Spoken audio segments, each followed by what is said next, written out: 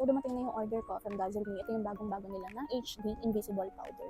So, as you can see right now, super oily ng face ko. And gusto ko tong i-try kung talaga ba ang mako-cover niya yung oiliness ng mukha ko. Okay, so let's open. So, ang receive nyo is, okay, sobrang cute bob. Ayan, shit. Nagamit ko to kanina, trinay ko lang pagdating. And then, what I love about this is, meron na siyang mirror. So, hindi mo na kailangan magdala pa ng extra na salamin. And also, they have the sponge na. Okay, so let's try kung talaga bang maganda siya gamitin. Kasi marami nang nauusong ganito guys. And ito lang yung pinakauna kong binili na invisible powder. So, let's try it. Okay, ganito siya. Yan. Gusto kong makita niya kung gano'n siya. Ito lang kung gano'n parami dapat yung ilagay. Yan. So, first,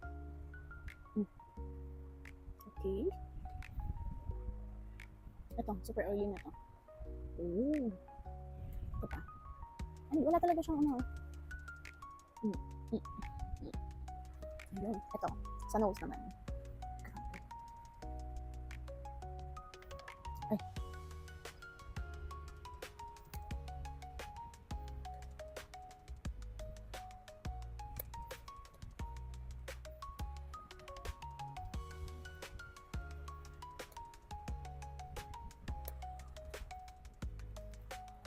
So, hindi ko pa nilalagay itong side ko. Dito pa lang tayo.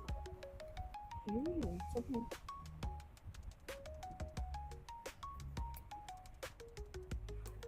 Grabe yung ulit ko.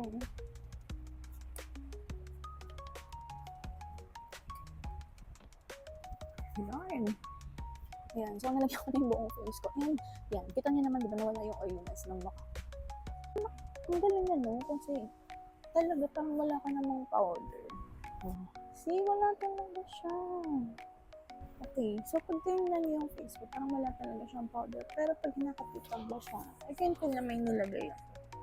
Pero, sa camera, wala talaga siya. Parang feeling ko wala talaga akong powder na inilagay.